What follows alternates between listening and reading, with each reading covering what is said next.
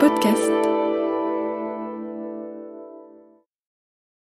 Le très honorable Jean Bardin présente...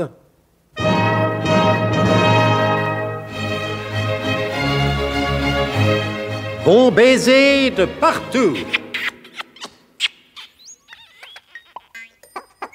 Une émission secrète de...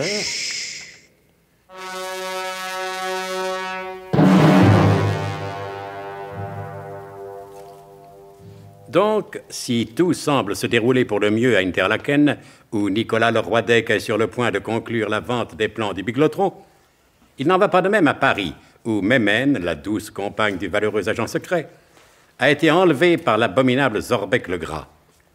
Que veut Zorbec le Gras et pourquoi a-t-il enlevé Mémène? C'est précisément la question que pose Théodule l'Étendard après que le colonel de Guerlas ait terminé sa conversation téléphonique avec le ravisseur.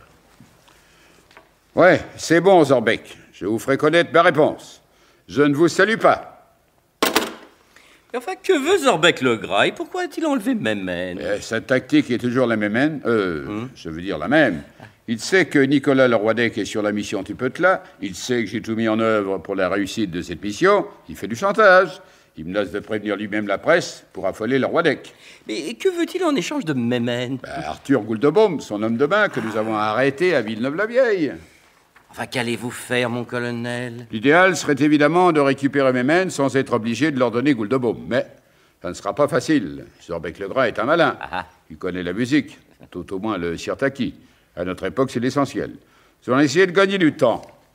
Mon révérend père... Mon fils, je suis à vos ordres. Vous allez aller discuter avec Zorbec.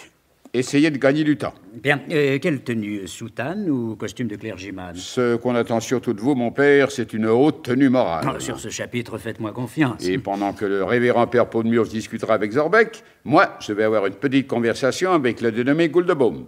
C'est une idée. Hé, mon père. Oui, qu'y a-t-il, mon colonel? Ne partez pas si vite. Vous alliez oublier le poste émetteur dans votre missel. Ah, c'est vrai, oui. Eh oui. Ainsi, nous pourrons vous suivre à la trace et intervenir, si le besoin s'en fait sentir. Sentir au pison, bien entendu.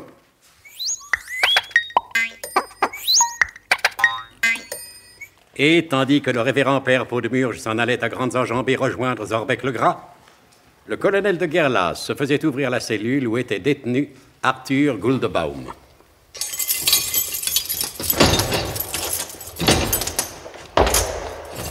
Bonjour, Arthur. Comment ça va, Arthur? Coup-ci, coup-ça, mon colonel. Vous n'avez pas à vous plaindre, vous êtes plutôt bien ici. Ah, vous trouvez? Vous êtes au moins en sécurité. Mais pourquoi me dites-vous ça, mon colonel? Parce que c'est vrai. Lisez les journaux, tous ces accidents de la route. Mais je ne lis pas les journaux, mon colonel. Je suis au secret. C'est vrai, excusez-moi, j'oubliais ce détail. Dites-moi, ça vous ferait plaisir de lire les journaux? Vous pensez, depuis le temps que j'ai pas eu de nouvelles ni de Tony, ni de Margaret. Mais dites donc, entre le chat et Farah, ça va-t-il toujours? C'est qu'on est tout de même rudement malheureux quand on n'a pas les journaux.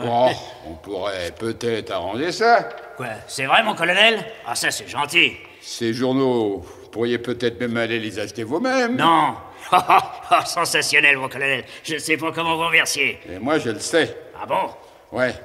Quand je vous ai arrêté à Villeneuve-la-Vieille, dans la boutique du photographe, et dans des circonstances qui seraient trop longues de rappeler ici, je vous ai demandé si vous travailliez pour Zorbec le Gras. Vous m'avez répondu, vous avez mieux à me proposer? J'ai dit ça, moi? Ouais, vous avez dit ça, vous.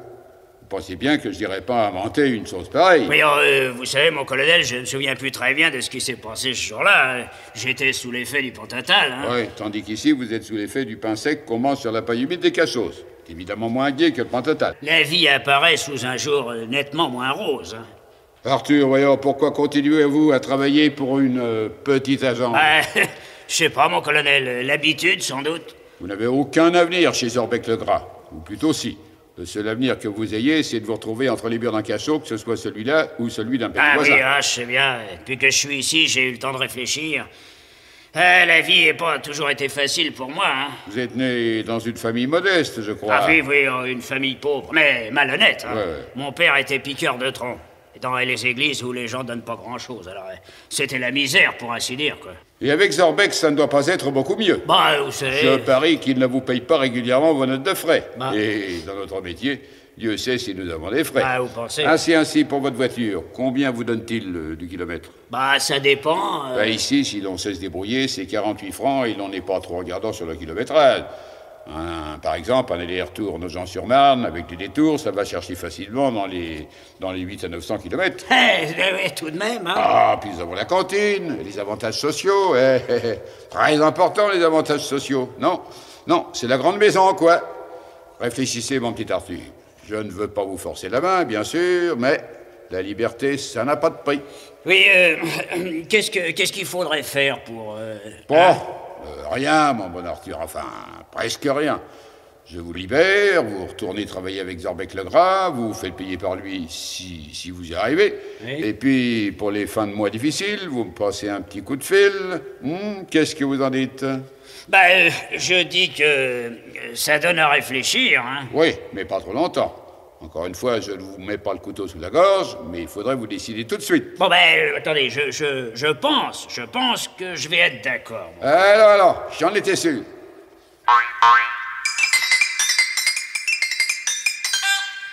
Et pendant ce temps, Pierre II, alias le révérend père Paudemurge, était annoncé par l'huissier valétudinaire dans le luxueux bureau des Champs-Élysées.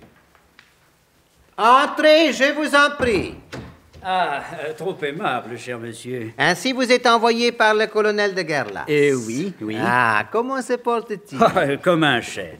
Comme ce chêne dont il voudra bientôt voir les feuilles orner son képi. Oh, et ce ne serait que justice, monsieur l'abbé. Ah, la justice, hélas, mon fils, n'est pas de ce monde.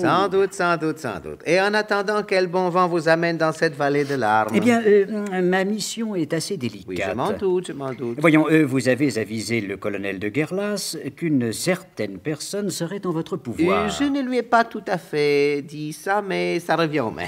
Sans doute est-ce la faute des tables d'écoute, mais le colonel a mal compris au téléphone les conditions que vous posiez pour rendre la liberté à cette jeune personne. Ah, il m'avait semblé au contraire que le colonel avait parfaitement compris. Et pour plus de sûreté, ne serait-il pas préférable que vous me répétiez ces conditions? Mais bien volontiers, monsieur l'abbé. Alors, je vous écoute, mon fils. J'ai appris, tout à fait accidentellement, qu'un de mes employés auxquels je tiens beaucoup se trouvait... présentement retenu captif par les soins du colonel. Vous savez bien que ce n'est pas mon genre de mêler la police à ces sortes d'affaires et qu'en conséquence, je ne porterai pas plainte pour détention arbitraire. Oui, bien sûr. Oui. Et je pense que cette affaire doit se régler à l'amiable, n'est-ce pas, loin de toute publicité tapageuse, et que nous devons procéder en quelque sorte à un échange de prisonniers, tel que cela se pratique d'ailleurs dans tous les services bien organisés. Oui. Je crois que je vous ai compris. Eh bien, tant mieux. Mais voyons, cet échange, puisque tel est le terme que vous avez employé... Oui. concernerait deux personnes. L'une de sexe féminin, Antoinette du Glambier, dite Mémène, et l'autre, Arthur Gouldebaume.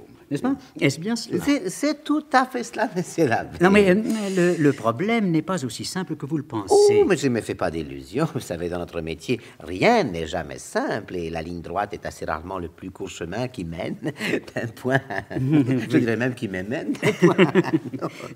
Vous prétendez détenir Mémène. Mais oui. Une fois déjà par le passé, vous avez émis semblable prétention.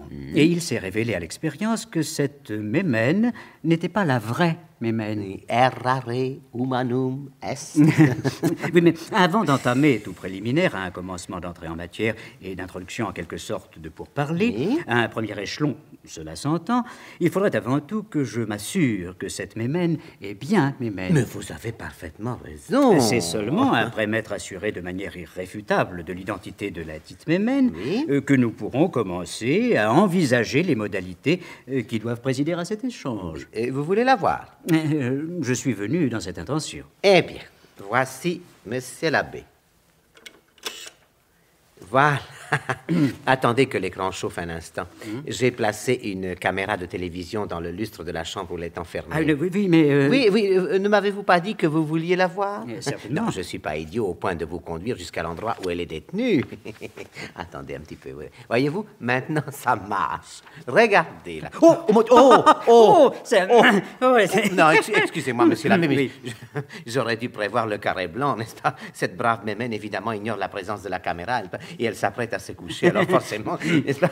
Maintenant, je peux éteindre? Non, laissez, mon fils, laissez. J'accomplirai ma mission jusqu'au bout, aussi pénible soit-elle. Non, il faut que je puisse assurer le colonel qu'il s'agit bien de Mémène. Dites-moi, cher ami, vous devriez régler votre poste un peu mieux, si c'est possible. Oui, il me semble que les contrastes ne sont pas très bons. Attendez, comme ça, vous voyez mieux? Ah oui, c'est la voix.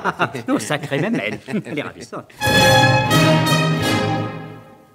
C'était Bon baiser de partout. Une émission secrète de... Pierre Dac et Louis Rognoni. Avec Roger Carrel, Georges Carmier, Pierre Dac, Alain Roland. Décryptage et mise en code, Jean-Wilfried Garrett.